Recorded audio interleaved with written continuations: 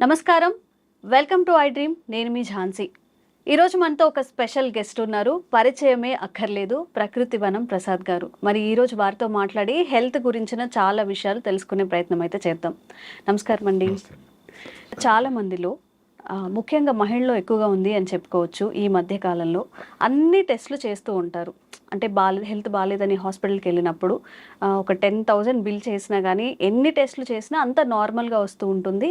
కానీ వాళ్ళకి ఇంకా ఏదో ఆరోగ్య సమస్యలు వస్తూనే ఉంటాయి. కాళ్ళ నొప్పులు కానివ్వండి, సరిగా నిద్ర పట్టకపోవడం కానివ్వండి, అనీజీగా ఉంటుంది, ఏ పని చేసుకోలేకపోతున్నామని చెప్తూ ఉంటారు. ఇది దేని వల్ల జరుగుతుంది అంటారు?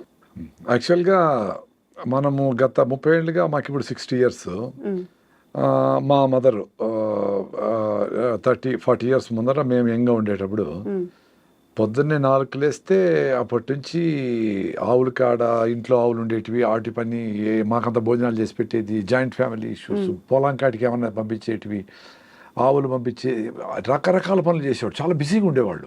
నిజంగానే వాళ్ళకి ఏమైనా సమస్య ఉన్నా కానీ అరే చిన్నదేలే, పళ్ళు నొప్పి, ఆ కన్ను కొంచెం నొప్పి ఉంది, కళ్ళు నీళ్ళు కారుతాను, తగ్గిపోతుందిలే, 2 రోజులు వెయిట్ చేద్దాము, లెక్క చేసేవాళ్ళు కాదు. ఏముందిలే అని చిన్నదే కదా అని తీసుకునేవాడు. అట్లా చాలా ప్రాబ్లమ్స్ ఆటోమేటిక్గా సాల్వ్ చేస్తుంది body. It is not that they have to neglect. కానీ చిన్న చిన్న ఇష్యూస్ అన్నిటినీ క్యూర్ చేసుకునే శక్తికి బాడీకి ఉంది.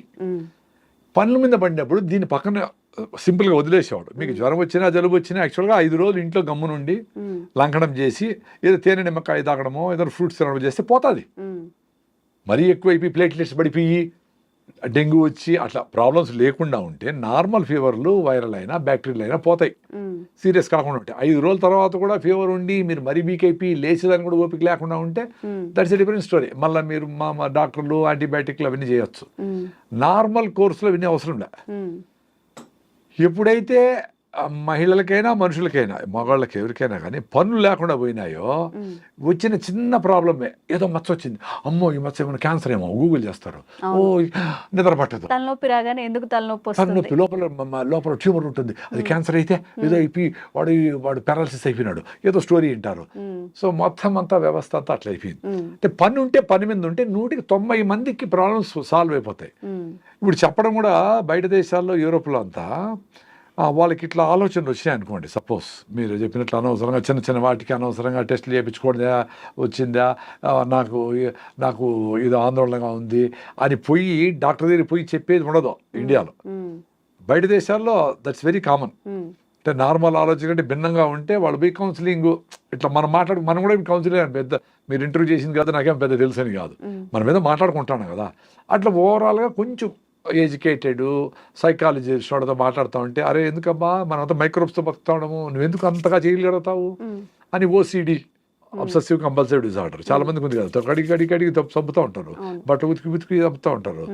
అసలు వాళ్ళకి అదేం అవసరం లేదు, because we are living with microbes. నీ పొట్టలో ఎక్కడ చూసినా నీకు 50 ట్రిలియన్ల సెల్స్ ఉంటే 400 ట్రిలియన్ల బ్యాక్టీరియా మన పొట్టలో గిట్లా అంతా ఉంది ఆయన. అవి బతికేదానికి మనల్ని బతికిస్తూ ఉంటాయి. సాయిల్లో ఉండేది అన్నిట్లోనే ఉన్నాయి, వాటర్లో ఉంది అన్నిట్లోనే ఉన్నాయి ఆయన అని చెప్పి, ఓహో అవునా అని చెప్పి సైంటిఫిక్గా ప్రూఫ్ చూపిస్తే ఎస్ అని వాళ్ళకి క్లారిటీ వచ్చింది అనుకోండి, బయటపడతారు.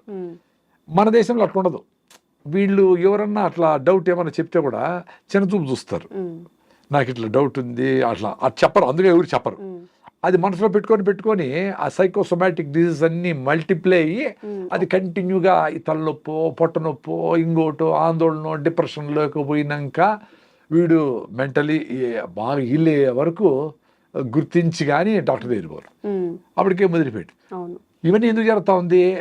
పనులు లేక జరుగుతూ ఉంది. అంటే ఖాళీగా ఉండడం వల్ల అంటారా? 100% ఖాళీగా ఉండి యూట్యూబ్లు చూస్తా, సెల్ ఫోన్లు చూస్తా, ఇవన్నీ ఏం చేయాలో తెలియక, ఏది చేయాలనో అది చేయక, ఏం చేయాలా పొద్దున లేస్తానే పిల్లలైతే కొంచెం ఎక్సర్సైజు, రైట్ ఫుడ్ తినడము, కొంచెం ప్రాణాయామ, సూర్య నమస్కారాలు, హోంవర్క్, వాళ్ళ బెడ్షీట్ వాళ్ళు మడత పెట్టేది, బాత్రూమ్ అమ్మ కొంచెం హెల్ప్ చేసేది, మగవాళ్ళు అయితే వాళ్ళ పనులు, ఆడవాళ్ళు అయితే కుకింగ్ ఏంటివో, మగవాళ్ళు కూడా కుక్ చేయొచ్చు.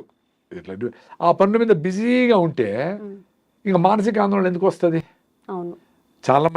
చాలా మంచి డాక్టర్ చెప్పడం అదే, చిన్న చిన్న నొప్పులకి అన్నిటికీ ఏదో ఇప్పుడు కొంచెం ఎక్కువ పని చేసి ఉంటావు ఒకరోజు, కొంచెం నొప్పి వచ్చి ఉంటుంది, ఆ మజిల్ యూజ్ చేయక రెగ్యులర్గా వచ్చి ఉంటుంది.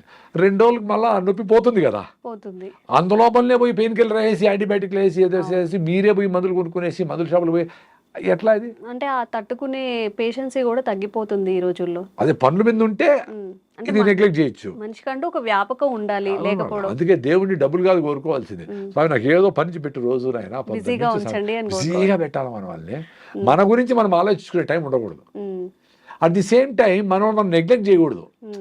నీకు ఫిట్నెస్ లేదు, హిమోగ్లోబిన్ తక్కువ ఉంది, బీపీ థైరాయిడ్ ఉంది, షుగర్ ఉండాలి, ఏదో ఉంది, అప్పుడు ఏం చేయాలా? రాకనే వాకింగ్ చేయాలా, మిల్లెట్స్ తినాలా, రాగి ముద్ద తినాలా, జొన్న రొట్టె తినాలా, ఎండకు పోవాలా, ఇవన్నీ చేసుకోవాలా. రాకనే బెస్ట్. వచ్చిన తర్వాత నీకోసం నువ్వు 1 hour పెట్టుకోవాలా. అట్టని చెప్పి నీ ఆరోగ్యం బాగాలేకపోయినా పాడైపోయినా కానీ నువ్వు ఫ్యామిలీ కోసము ఉద్యోగం కోసం పనిచేయనక్కర్లే. నువ్వు 1 hour నువ్వు గ్రౌండ్లోకి పోయి పొద్దున్నే బాగా వాకింగ్ రన్నింగ్ చేసి మంచిగా అంత ఆరికలు అన్నమో సాంబార్ అన్నమో పొద్దున్నే మిల్లెట్స్తో తిని రాగి జావ తాగి పొద్దున్నే లేస్తూనే మధ్యాహ్నము సింపుల్గా ఏదైనా దేశీ బియ్యం తిని సాయంత్రం 6 గంటలకంతా గుట్లో దీపం నోట్లో ముద్ద, 6 గంటలకు కంప్లీట్ చేసి ఓ జొన్న రొట్టె అని గుగ్గిళ్ళు, బఠానీలో శనగలో, ఒక సీజనల్ ఫ్రూట్, ఆరెంజ్, మామిడి పండు, సీతాఫలంకాయ, అంతే. చాలా ఫిట్గా ఉంటారు 2 పూటలు భోంచేస్తే. ఇప్పుడు రోజంతా భోంచేస్తే మిక్సీకి వేస్తాం, తిప్పుతుంది, మళ్ళా కొన్ని వేస్తాం అనుకో, ఏమవుతుంది? కొంచెం మెదిగింటుంది, కొంచెం మెదగు, మళ్ళీ వేసినాం అనుకో, అట్లా జరుగుతుంది. మన పొద్దుటి నుంచి గంటకు వేస్తూనే ఉంటాం. సార్, ఫుడ్ హ్యాబిట్స్ కూడా ఇప్పుడు చాలా మంది చెప్తున్నారు, రోజుకి 1 పూట తినమని, లేదా 2 పూటలు తినమని, లేకపోతే 8 hours తినమని, 16 hours ఫాస్టింగ్ అని. మన ఆహారపు అలవాట్లు, మనం తినే పద్ధతి ఎలా ఉంటే మంచిది? అదే ఇప్పుడు మీ బాడీ ఫిట్గా ఉందనుకోండి, ఎలాంటి సిచ్యుయేషన్కైనా ఫేస్ చేస్తుంది. వెరీ సింపుల్ కదా. ఇప్పుడు అడవిలో జంతువులు అవి వేటాడతాయి. ఇప్పుడు బాగా ఆకలి అయితేనే వేటాడతాయి. ఊరికేనే మనకు టైం అయింది 1 o'clock, గోబీ మంచూరి కలర్ చూస్తానే టెంప్టేషను, బిర్యానీ వాసన చూస్తానే తినడం, ఇట్లా ఉండదు. వాటికి ఆకలి వేస్తేనే పరిగెత్తాయి, తింటాయి, ఫుల్గా తింటాయి. మళ్ళీ 2 రోజులు 3 రోజులు మళ్ళీ బాగా ఆకలి అయ్యే వరకు పరిగెత్తవు. అవి పరిగెత్తిన జింకలు దొరకవు. ఇవి సస్తాయి ఆకలితో అంటేనే జింక దొరికేది. ఎందుకు? జింకకి ప్రాణ సంకటం కాబట్టి అది బాగా జోరుగా పరిగెత్తుంది. 90 సార్లు దొరకదు జింక, 10 సార్లు దొరికేది. అది కూడా ఏంటి, ఈ పులి చాలా స్పీడ్గా పరిగెత్తి ఈ ఫుడ్ దొరకపోతే నేను చస్తాను అనుకుంది. సో మనకు ఆ పరిస్థితి లేదు కదా, సో కంటిన్యూగా తింటారు. సో ఎప్పుడైతే మీరు ఫిట్గా రైట్ ఫుడ్ అంటే ఏంది, జొన్నలు, రాగులు, సద్దలు, ఆరికలు, సామలు, ఉదర్లు, అల్లుకూరలు, ఏనా కానీ బాగా పీచు పదార్థం ఎక్కువ ఉండేటివి, బాగా పాలిష్ పెట్టిన బియ్యం కాదు, గోధుమలు కాదు. ఎప్పుడో అది కూడా దంపుడు బియ్యము, పాలిష్ పట్టకుండా ఉండే బియ్యము. గోధుమలు కూడా ట్రెడిషనల్ బియ్యం రకాలు, జవ గోధుమలు అంటారు. అట్లాంటివి వారంలో 2 సార్లు 3 సార్లు తిన్నా ఓకే. రెగ్యులర్ బేస్ మీద పొద్దున్న ఇడ్లీ దోశ, మధ్యాహ్నం రైసు, రాత్రి రైసే, మిగిలితే మళ్ళీ పొద్దున్న పులిహార రైసే, అవి తింటేనే మొత్తం జబ్బులు కారణం. అదే ఎందుకు ఫాస్ట్గా అరిగిపోతా ఉంది, మళ్ళీ ఆకలేస్తాం, మళ్ళీ తినాలనిపిస్తూ ఉంది. సో మీకు రైట్ ఫుడ్ తింటే మీకు 6 hours ఫుడ్ మీద మైండ్ పోకూడదు. వెరీ సింపుల్, అది చూసుకోండి. అంటే ఒక మీల్కి ఎంత టైం ఉండాలి సార్? 24 hours కూడా పెట్టుకోండి మీ కెపాసిటీ ఉంటే. మీ కెపాసిటీ ఉంటే ఒక మీల్ తినేవాళ్ళు చాలా మంది ఉన్నారు, మా ఫ్రెండ్సే ఉన్నారు. నేను 2 పూటలు తింటాను. పొద్దున్నే రాయిజావ దాత 9కో 10కో నా ఫుల్గా నా అరికల్ సంగటో జొన్న రొట్టెలో ఏదో ఫుల్గా తినేస్తా. మళ్ళీ సాయంత్రం 6-7 గంటలకి పొద్దున్న సద్దలు తింటే సాయంత్రం జొన్నలు, పొద్దున్న రాగులు తింటే అరికెలో ఏదో ఒకటి అట్లా మార్చి తింటా. అంతే 2 పూటలే. ఆ 2 పూటలకే నా సాయంత్రం కూడా ఆకలి ఉండదు నాకు.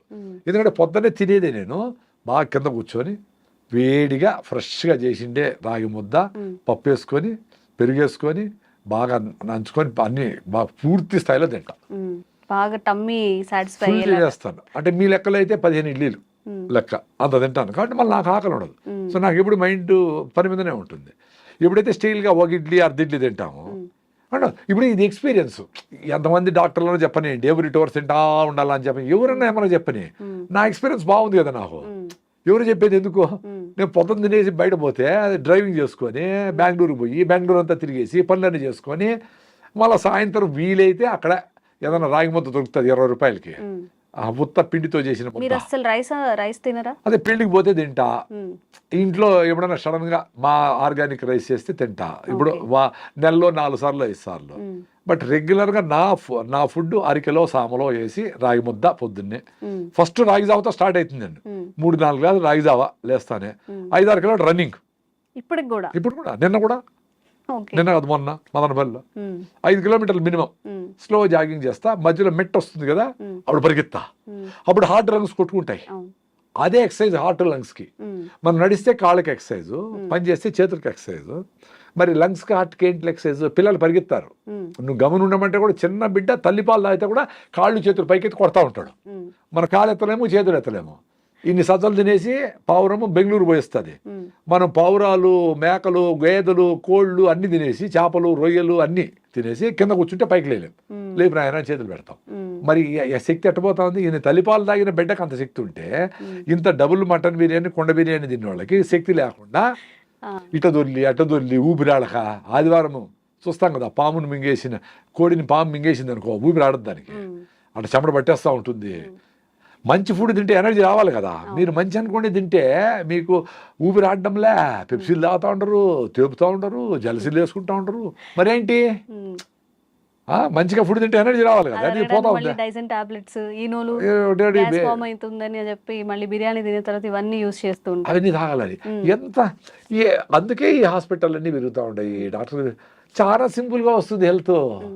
మీరు సాయంత్రం ఎప్పుడెప్పుడు అవుతుందా నిద్రపోదామా అని అనుకోవాలి పొద్దుటి నుంచి, ఉమ్, ఎప్పుడెప్పుడు సాయంత్రం అవుతుందమ్మా తినేద్దామా అని అనుకోవాలి పొద్దుటి నుంచి. ఉమ్, సాయంత్రం పోతానే వేడిగా జొన్న రొట్టె ఉమ్, పెను మీద నుంచి అట తీసి అట పెట్టుకొని ఆ, అన్ని గుగ్గిళ్ళు అంటే బఠానీలో, శనగలో ఏవో ఒకటి ప్రోటీన్ కోసమని, ఉమ్, దాంట్లో కొంచెం ఆనియన్, నిమ్మకాయ పిండుకొని, ఉమ్, ఒక మామిడి పండు, 2 మామిడి పండు పెట్టుకొని, ఉమ్, ఒక నువ్వుల లడ్డు పెట్టుకొని, ఏం కావాలి అంతకంటే? ఉమ్, ఉత్త గడ్డి తిని ఆవు 10 లీటర్ల పాలు ఇచ్చి 20 బిడ్డలు కంటా ఉంది. ఉమ్, ఇన్ని రకాలు తిని వీళ్ళకి లేచేదానికి ఓపికలే. హిమోగ్లోబిన్ 6, జనగణమన అంటే పిల్లలు పడిపోతూ ఉంటారు, జేహే అంటే సగం మంది పిల్లలు పడిపోతూ ఉంటారు, ఎండకు పోలేరు, కళ్ళు తిరుగుతూ ఉన్నాయి. ఉమ్, అంతా బయటికి అందంగా కనబడేదానికి క్రీములు పూసుకుంటూ ఉంటారు, కానీ ఒరిజినల్గా హిమోగ్లోబిన్ లేదు, స్ట్రెంగ్త్ లేదు, మెట్లెక్కలేరు, ఉమ్, మెట్రోలో కూడా నిలబడుకోలేరు, టెన్షన్ అయిపోతూ ఉంటారు. ఆ 10 నిమిషాలు ఆ మెట్రోలో నిలబడుకునేదానికి వాళ్ళ ముఖంలో ఆందోళన చూస్తే నాకు నవ్వు వస్తుంది.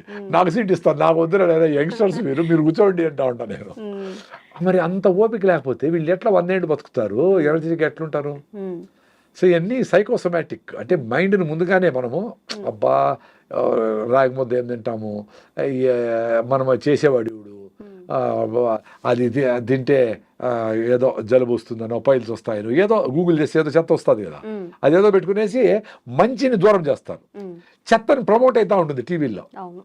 ఎందుకు? డబ్బులు దాంట్లో ఎక్కువ ఉన్నాయి కాబట్టి చెత్తను అమ్మేసి ఉమ్, టూత్పేస్ట్ కాడి నుంచి మొత్తం అన్నింటినీ వ్యవస్థలో టీవీలో కనబడతా ఉన్నాయి. అంటే అంతంత డబ్బులు ఇచ్చి అడ్వర్టైజ్మెంట్ చేస్తూ ఉన్నారంటే దాంట్లో డబ్బులు ఉన్నాయి. ఉమ్, ఎవరు నీకు జొన్న రొట్టె తినమని జూబిలీస్ ఎవడన్నా ఫ్లెక్సీ పెట్టినాడా, ఎవడన్నా చేసినాడా? సీతాఫలంలో మంచి దమ్ బిర్యానీ, చికెన్ బిర్యానీ, ఒకటే కానీ పబ్లిసిటీ ఎక్కువ ఉంటుంది కానీ నువ్వు లడ్డు తిను, పల్లీలు మంచిది, ఉమ్, సీతాఫలంగా తిను, వెలక్కాయ తిను, ఉమ్.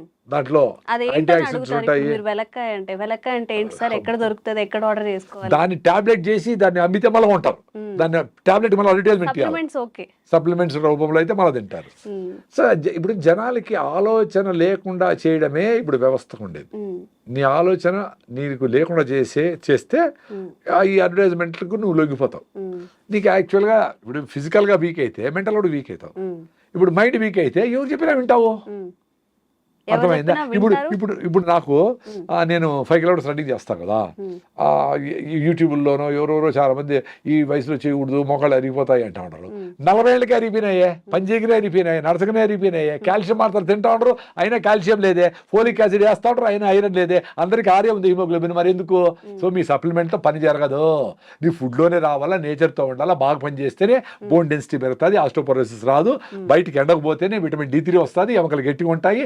ఎంత పరిగెత్తినా ఎముకలు 100 ఏళ్ళు పనిచేసినాయి పెద్దవాళ్ళకు కూడా మనకు పనిచేస్తాయి. ఉమ్, మనం లోపల కూర్చొని డెఫిషియన్సీ వచ్చిందని మాత్రం ఏమి జరగదు. ఉమ్, నువ్వు Sun కి మాత్రలు expose పనిచేసే అవ్వాలి. సన్కి ఎక్స్పోజ్ కావాలా, అంబలు తినాలా, ఇంట్లో ఫుడ్ తినాలా, హై ఫైబర్ ఫుడ్ తినాలా, ఆర్గానిక్ ఫుడ్ తినాలా, మందులు కొట్టుకుంటే ఫుడ్ తినాలా. సింపుల్ అంతే. ఉమ్, ఎవరు అడుగుతాడు సార్ ఇవన్నీ చేయలేము, ఏం చేయలేదు సార్ అని. మీరేం చేయొద్దు అంటారు నాయన, ఆరోగ్యం వస్తుంది.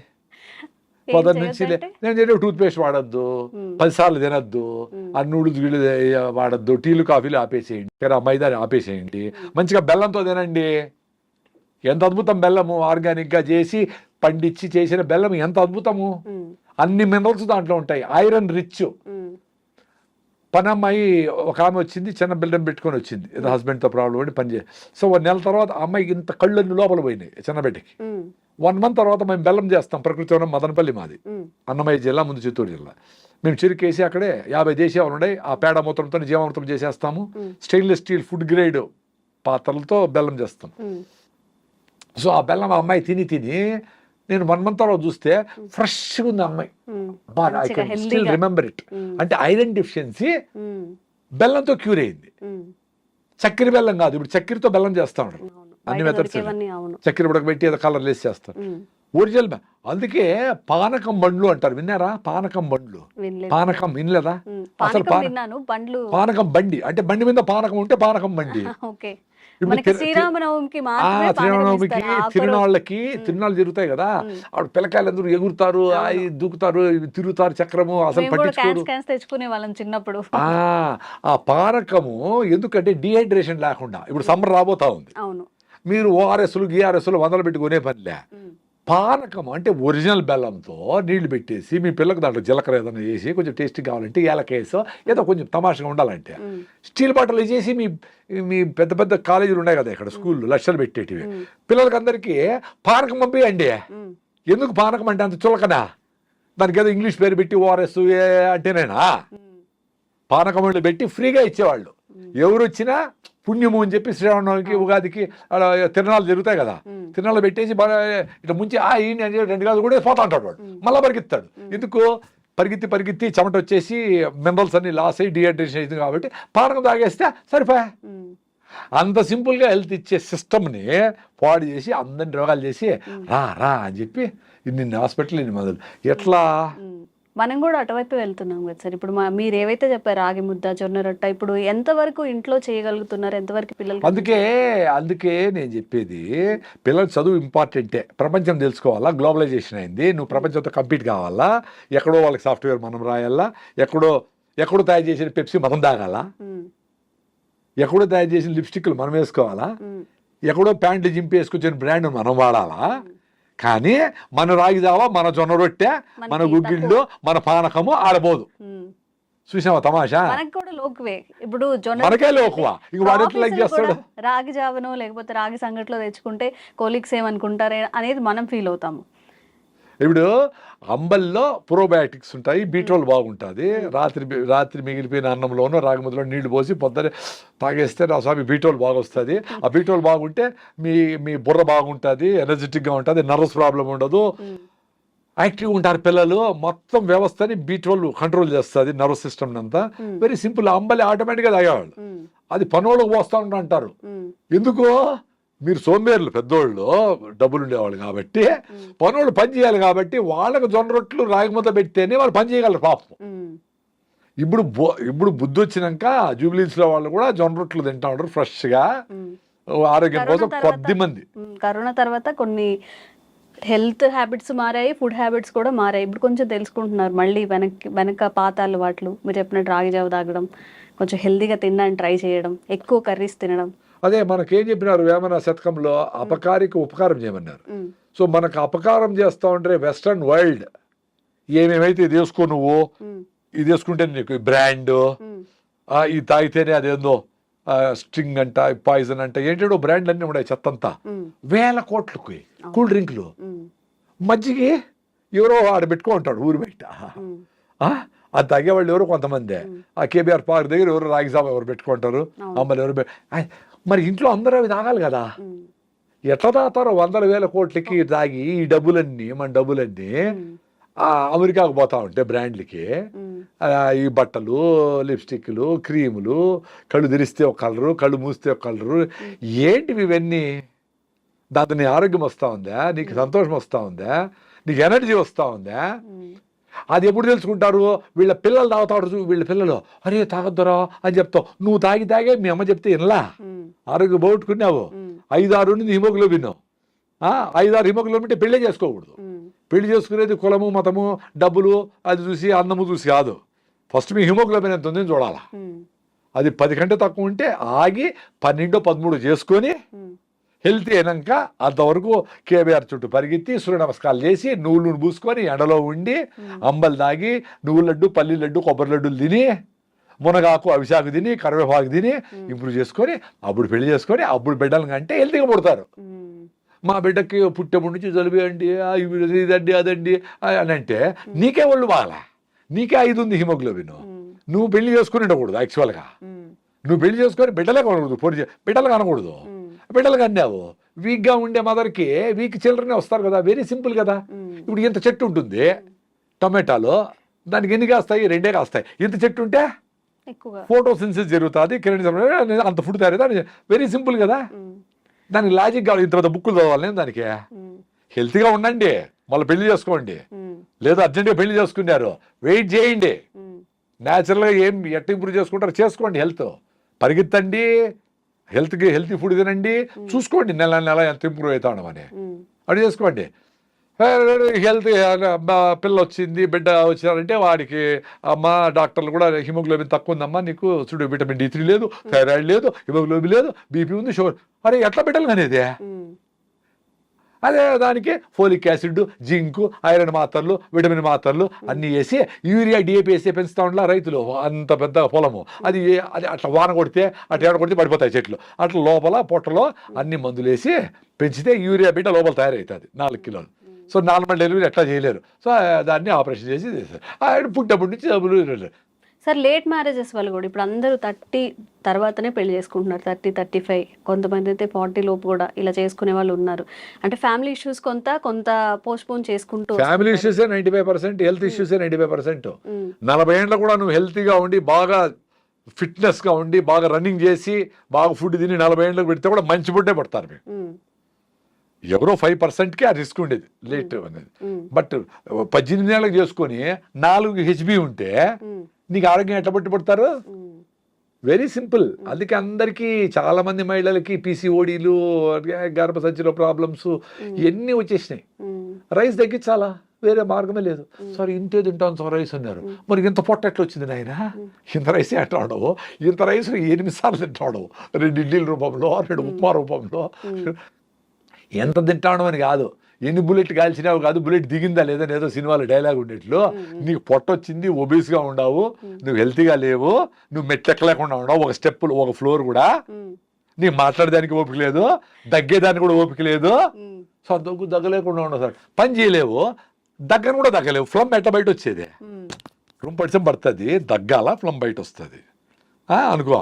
అంటే పని చేయలేవు, దగ్గలేవు, ఇంకెందుకు బతికిండేది? దగ్గేదానికి కూడా ఓపిక లేకుండా.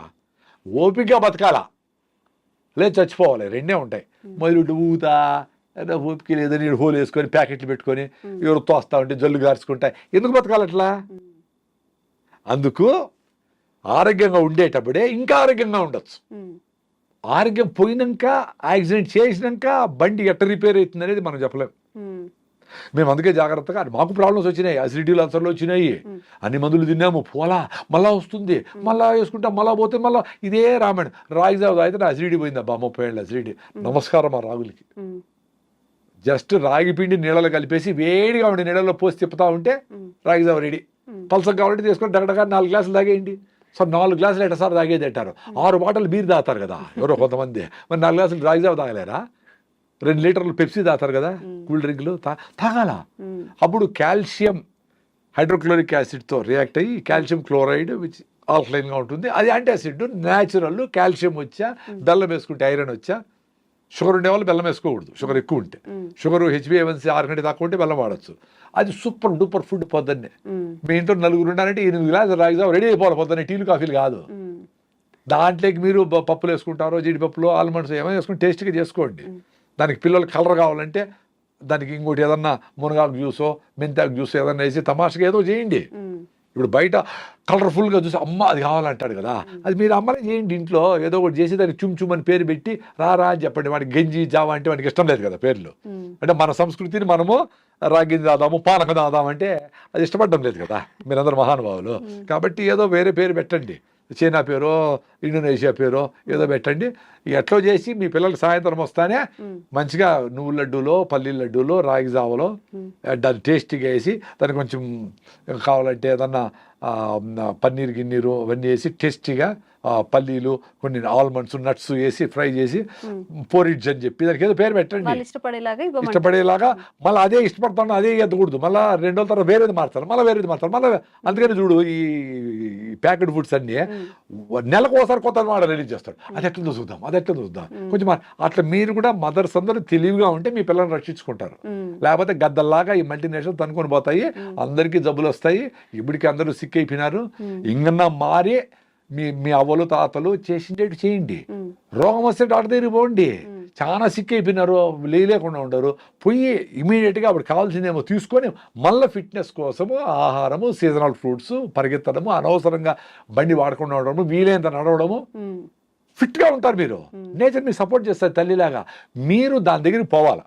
ఎస్, అనవసరంగా నేను బండి 1 కిలోమీటర్ వరకు నడుస్తా, ఒక 15 నిమిషాలు మొదలు పోతా, 9 గంటలకు పోవాలంటే 8 గంటలకు కూర్చొని భోజనం అందరూ కూర్చొని గంట సేపు తినాలా పొద్దున్నే. అప్పుడే తినాల్సిన టైము. అప్పుడు పరిగెత్తి ఆట వచ్చేది, కొట్ర తిని నోట దూరి నీళ్ళు అట్లా తినిపించేది. ఇంట్లో ఫైటింగ్ జరుగుతూ ఉంటుంది. 1 అవర్ టైం తినరా కూల్గా, నాయన అది పల్లీల చట్నీ, కొబ్బరి చట్నీ వేసి, పొళ్ళు వేసి, నెయ్యి వేసి, ఇంకొక ఇడ్లీ తిను బాగా పుష్ చేయాలా. అప్పుడు మ్యాజిక్ జరుగుతుంది. పొట్ట ఎక్స్పాండ్ అవుతుంది, వాడి బాగా తినేదానికి కోపుకుంటుంది. ఇప్పుడు ఇంత తిని స్టీల్గా మళ్ళీ గంట తర్వాత ఆకలేస్తుంది, 4 చిప్స్ తింటాడు. అది న్యూట్రిషన్ కాదని బ్రెయిన్ మళ్ళీ సిగ్నల్ పోతుంది, మళ్ళీ ఆకలేస్తుంది పాపం. అది మళ్ళీ చేయదో తింటావు. అంత కార్బ్స్, గ్లూకోజ్, స్వీట్లు, చక్కెర ఐటమ్స్, కూల్ డ్రింక్స్, అలా ఫ్యాటీ లివర్, ఒబెసిటీ, అన్ని ఇష్యూస్ అన్నీ. దీనికి పెద్ద సైన్స్ ఏమి అవసరం? ఇప్పుడు నాకేదో పెద్ద తెలివి మీరు వెలుస్తారు, నేను చెప్తా ఉంటా. నేను మాట్లాడే వాటిలో తెలివేముంది? అందరికీ తెలుసు కదా.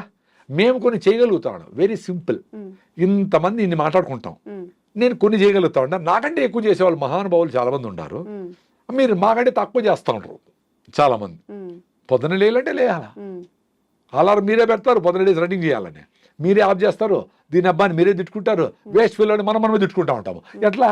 నిన్ను ఫ్రెండ్ తిట్టేది ఓ రోజే, నువ్వే తిట్టుకుంటావు, నువ్వు వేస్ట్ ఫెలో నువ్వేమి చేయలేవరా, నీ జీవితం అంతా ఇంతేరా అనుకునే ఆలోచన దరిద్రం కదా అది. కాబట్టి చిన్న పనులు చేసుకోండి. నువ్వు లేచి నీ బెడ్షీట్ మడత పెట్టినావా, సూపర్. పిల్లోళ్ళైనా పెద్దోళ్ళైనా, మీ అమ్మకు ఏమైనా హెల్ప్ చేసి కూరగాయలు తెరిచావా, సూపర్. నీ బాత్రూమ్ అయినప్పుడు కడిగినావా 10 సెకండ్లో, సూపర్.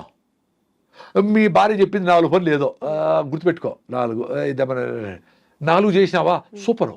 అది ఆమెను ప్యాసిఫై చేసేదాన్ని కాదు, నీ మీద నీకు నమ్మకం కుదిరేదానికి. అప్పుడు వాడు 100 కోట్ల బిజినెస్ అయినా అట్లా చేస్తాడు. క్లారిటీ ఉంటుంది లైఫ్లో. ఎవరి కోసమో నేను ఆ పెళ్ళికి పోవాలి కాబట్టి ఆ నగలు తెచ్చి ఆ అప్పు చేసి అది చేసి వేసుకొని ఎందుకురా, నాకు నగలు లేవో రాసుకొని పోరా నాయనా. నీకు ఎవరు ఫ్రెండ్షిప్ వస్తారో వాళ్ళే వస్తారు, నిజమైన ఫ్రెండ్స్ తేలిపోతారు అక్కడ. నీకు నగలుంటే, నీ ఆస్తుంటే, నీ అందం ఉంటే, నీ గొప్ప ఆవిడని ఉంటే వచ్చే ఫ్రెండ్షిప్ నిలవు. అది స్వార్థంగా జరుగుతుంది, అవేమి ఎక్కువ రోజులు నిలబడవు. నీకోసం నువ్వు బతకాలంటే ఫస్ట్ నీ బాడీ చెప్తాను, నీ మైండ్ చెప్తాను. కూల్గా ఒక గంట సేపు మీ ఫ్రెండ్తో పోయి హెల్ప్ చేయి, వాడికి ఏదో సమస్యలో ఉన్నాడు. సన్ రైజ్ చూడు, సన్సెట్ అట్లా కాకులు ఉంటాయి, సైలెంట్గా 5 మినిట్స్ నీకోసం నువ్వు చూసుకోలేవా? అసలు అన్నీ పక్కన పెట్టి నువ్వు తిరుమలకు పోయి వెంకటేశ్వర స్వామిని దర్శనం చేసుకోవడానికి 24 గంటలు ఉండి 5 సెకండ్ల కోసము కష్టపడతారు కదా. ప్రతిరోజు సూర్యభగవాన్ని సన్ రైజ్ చూడండి, సన్సెట్ 5 నిమిషాలు చూడండి నాయన, బ్యూటిఫుల్గా ఉంటుంది ఫీలింగ్ మీకు. ప్రతిరోజు దర్శనం ఇస్తాడు దేవుడు. మీకోసం మీరు 5 నిమిషాలు పెట్టుకోలేరా? ఒక అరగంట పరిగెత్తలేరా? అట్లా హార్ట్ లంగ్స్ కొట్టుకునేది ఎక్సర్సైజ్. కాళ్ళకు నడిస్తే, చేతులు పని చేస్తే హార్ట్ లంగ్స్ కొట్టుకుంటే, చిన్నపిల్లలకు జలుబు వచ్చినా భిన్న పోయేది ఎందుకు? హార్ట్ లంగ్స్ వాళ్ళు బాగుంటాయి, వాళ్ళు ఊరికైనా పరిగెత్తారు. పోయి తేపరా అంగడికి అంటే పరిగెత్తమే తెస్తాడు వాడు. మన కుర్చీల నుంచి లేయాలంటే నువ్వు ఆఫ్ చేయి అంటా ఉంటాము స్విచ్లు. నీ ఆడికి హార్ట్ లంగ్స్ బంద్ చేసేది. సో మైండ్ బాయా, బాడీ బాయ్. సో 40 ఏళ్ళకంత 60 ఏళ్ళు వచ్చేటప్పటికి చచ్చిపోయినాడు. 60 ఏళ్ళు బతుకుంటే, ఇప్పుడు తమాషగా 35 ఏళ్ళకే మాట్లాడుతూ అట్లే పడిపోయి చచ్చిపోయినాడంట. అదేందో సిమ్టమ్సే లేకుండా అంత సడన్గా ఎట్లా చచ్చిపోయి నాకు అర్థమే కాదు. ఇప్పుడు మాకు ఏదైనా బాగాలేదు అనుకోండి, మాకు బాడీ తెలుస్తుంది, టైర్నెస్ ఉంది, కాళ్ళు నొప్పి ఉందో, ఏదో ఉందో, ఏముంది, అసలు చెప్పకుండా చచ్చిపోయేది ఏంది. Thank you sir. ఇంకా మీ నుంచి మంచి విషయాలు తెలుసుకోవాలనుకుంటున్నాము.